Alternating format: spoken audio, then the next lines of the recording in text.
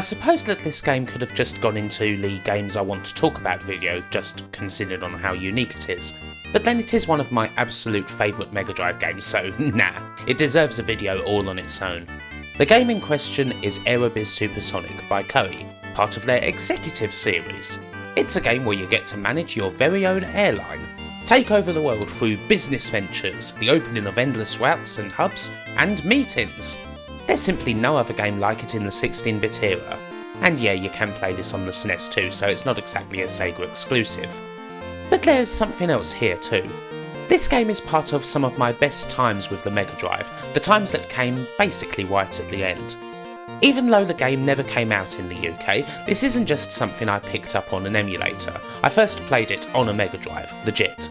And there was one piece of kit that made it all possible, something you can't even see now, something that all Sega fans who had it have such fond memories of, and without it, playing this game, it just wouldn't have happened. And so this isn't just a video about Aerobiz Supersonic, it's also a video about the Sega Channel. And I've been wanting to do something on that ever since I started making these videos back in 2012. So, now's the time. So what do we actually know about the Sega Channel? Going by the dumps of prototype cartridges that exist, one of which you'll be mostly seeing here, we know that development started on it in about 1993 and it first launched in America in late 1994, where it ended up being quite successful. Over 250,000 people subscribed to it at the product's peak. How did it work? Well, it worked through cable. You paid a flat fee for the Sega Channel adapter, which you plugged into the cartridge slot of the MD, and a monthly fee which gave you unlimited access to 50 games every month, although I believe it was 25 over here. Your cable provider broadcasts several signals through the adapter, a continuous one for the menus, and another that cycles through the various games. When you pick a game, you wait until that game comes up on the cycle, then the adapter downloads the image of your game into the system's memory, and then 2 to 3 minutes later, you play it. The image is volatile and will be removed when the system is turned off, but you can still reset it, and I do believe that you could also save in any game that had battery backup, although you may have only been limited to one save in one game. The games in question would be sorted into various categories with various silly names. The Locker Room for sports, Think Tank for puzzle and strategy games, The Dungeon for RPGs, Winds and Wheels for racing and flying games, and so on. Of course, I'm not American, so it's not like I had the Sega Channel back in '94, but it did arrive over here, at least for a short time, right at the end of the console's life. The Sega Channel in the UK was operated by a company called Telewest, who would eventually end up being bought out by Virgin Media. The South East was one of Telewest's big areas, and the Sega Channel launched in this region first in June of 1996, although I didn't end up getting the channel until I think about early '97. And yeah, it worked much the same as it did in the US. In fact, the Sega Channel would even provide the games in NTSC. Needless to say, there weren't all that many people who had a Sega Channel, but we were one of the lucky few. And just, oh boy, what a glorious thing it was. It's not just Aerobiz Supersonic that came from the Sega Channel, so many other brilliant games were on the service, including some we'd never seen here, like Shadow One or Romance of the Three Kingdoms 3. I remember that the Sega Channel was the first time I'd played games like Shining Force 2, or Ranger X, or The Story of 4, or Phantasy Star 2. American users of the Sega Channel will probably also note games like Pulseman, Alien Soldier and Mega Man The Wily Wars, all of them games that were never physically released in the US.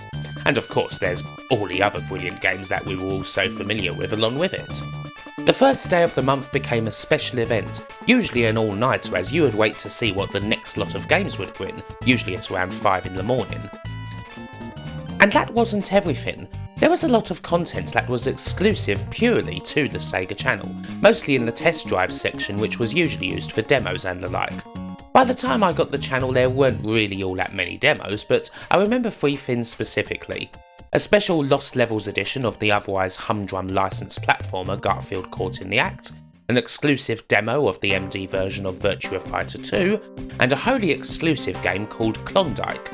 This was basically a version of Solitaire, but still, you could only get it on the Sega Channel, and you can't get it anywhere now, as is the case with a lot of Sega Channel stuff. The nature of the system it used meant that it was pretty much impossible to actually capture or dump any of the WOM images or channels that it used. It may well have been possible to do such a thing now, I suppose, but back then there certainly wasn't anyone who was interested in preserving all of this or any of the other content on there. Every game pretty much had an entire strategy guide and walkthrough to go along with it, along with a full copy of the manual, and there was also a rolling news ticker that provided you with info on various deals, competitions, new releases and what have you. You can see some examples here. And while the finished channel didn't look exactly like this, it was indeed as gloriously 90s as you would expect, with all those freaky backgrounds and music provided by John Baker, who also did the music for Toe Jam and Earl. Still, when the channel was discontinued, alas, all of this disappeared along with it. And of course that had to happen eventually. Time was not on the Sega Channel's side.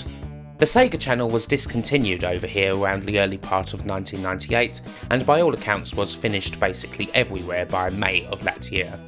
Almost everyone can agree that it was an absolutely brilliant creation, way ahead of its time. When you consider that every console these days has an on-demand game service, even though this wasn't strictly the same thing, it was a total pioneer. It was years before we would see anything like this on a console again. But in the end, it didn't help all that much in increasing the Mega Drive's fanbase. Sega of Japan's decree in early 1995 that all development and support for the Mega Drive worldwide should cease to make way for the Saturn basically killed any hope of that. And while the Sega Channel had a faithful core, it was never going to grow beyond. It wasn't in enough cities in the US and whatnot. The infamously terrible decision happened only a few months after the channel's initial launch in America after all. And still, the fact that it spurred a sizable number of Mega Drive users considering the coverage that it had, which wasn't a great deal, as well as a few latecomers, into sticking with the system right to the bitter end, even in the face of the PlayStation and the N64, shows just how much potential it had. If Sega had managed to launch the channel a couple of years earlier, or even a year earlier, while the console war was still at its peak, who knows what sort of effect it would have had. But alas, it wasn't to be. As mentioned, precious little information exists about the Sega Channel because all we have here is based on demo cartridges. It's kinda similar to Prodigy or something like that, I suppose. There are a couple of videos on YouTube of the channel in operation, thanks to brilliant people like Azurite Reaction who recorded themselves using it at the time and then put the vids on the internet later, and if you're interested or just want a bit of nostalgia, I highly suggest you check them out. The Sega Channel. Perhaps the single most glorious creation of the Mega Drive era. Much loved and sorely missed. And so we get to Aerobiz Supersonic, a game that we are covering because for me it is the definitive example of a Sega Channel gem. A game that wasn't available over here, a game about a completely unique subject that you'd barely ever see on a PC, let alone on a console, and a game that turned out to be absolutely amazing. It's quite special to me. So, let's go. First off, you can choose from various scenarios, from a neat post-war scenario to what's still just about the present day. This doesn't just affect what planes are on offer, it affects what world events are going to take place, what the relations are going to be like between different countries and so forth. After you choose a scenario, you pick where exactly you want to start from. A nice big capital city is usually your best bet. As you might expect, starting somewhere in Europe or North America will usually give you a few more options than, say, starting in Oceania. And then, everyone else picks theirs, because that's one of the most important things to note about Aerobiz. Yes, it is an airline one in simulation, but it's also very much a competition. In every game you have 3 other airlines to compete against, and you win by being the number 1 in the world and fulfilling all the victory requirements, having a hub in every continent, and being the number 1 airline in 5 regions for a year. You get 20 years to achieve this, and you get 4 turns in a year. Whoever's top of the tree at the end wins. Simple.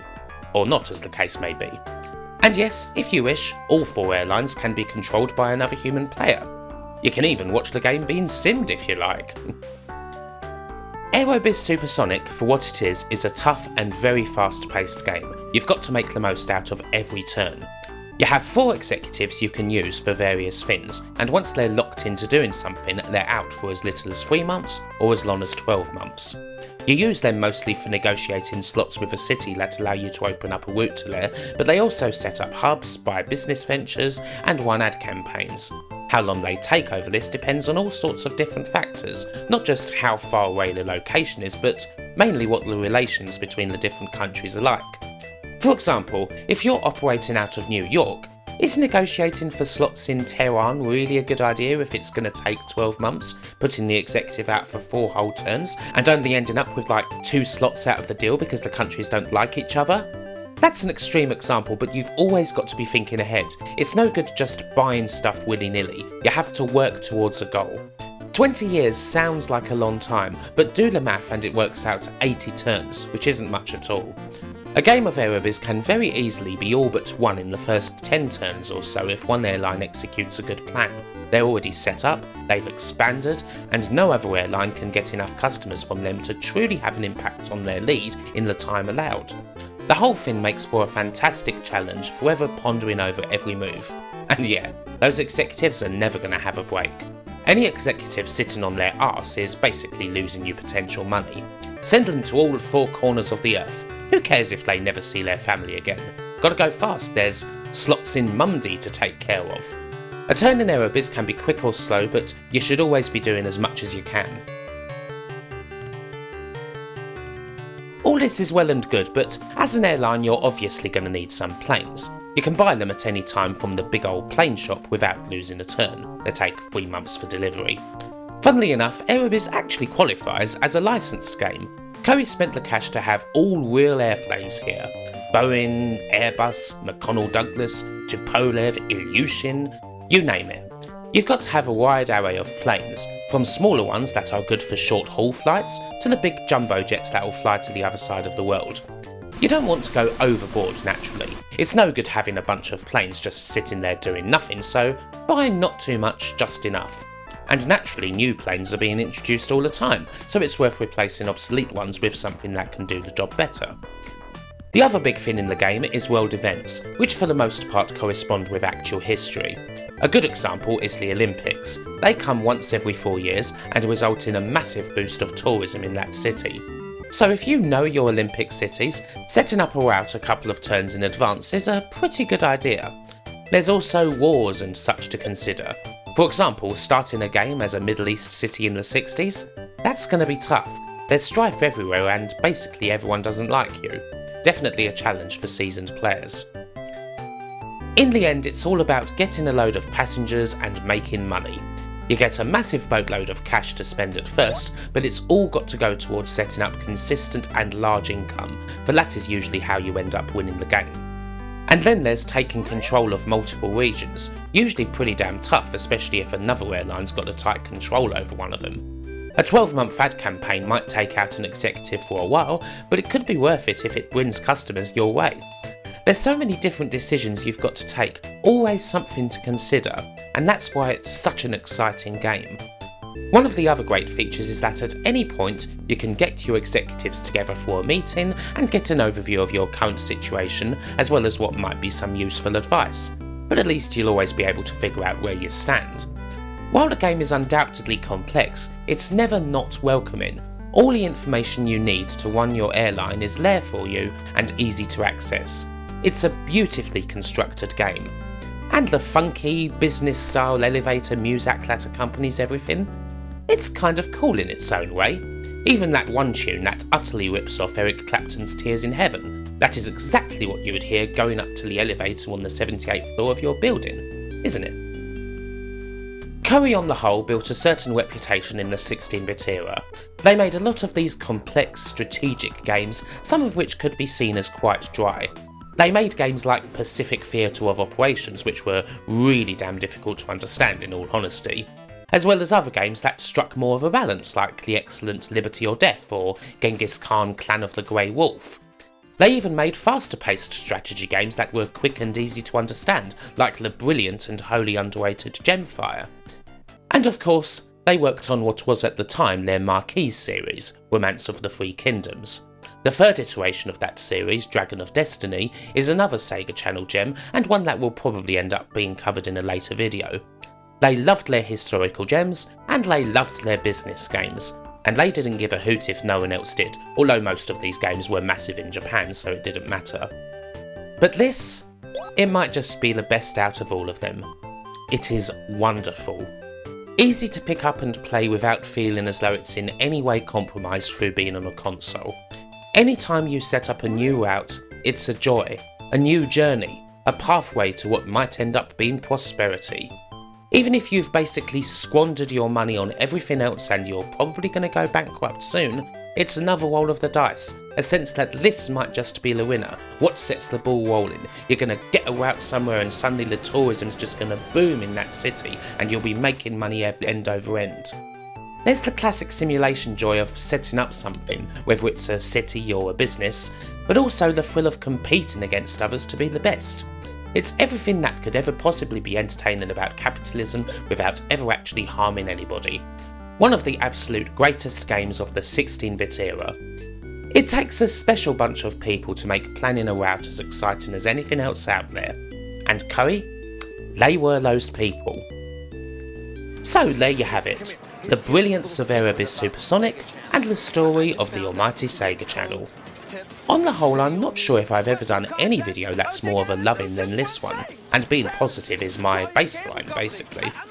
Whatever you came here for, whether it's one of the greatest peripherals ever or one of the greatest games ever, hopefully you had fun. For now though, I've got a 12-month date in Sapporo with a ruthless executive, a plate full of Danish pastry and a fistful of slots. Such is life. I'll see you on the other side. Bye!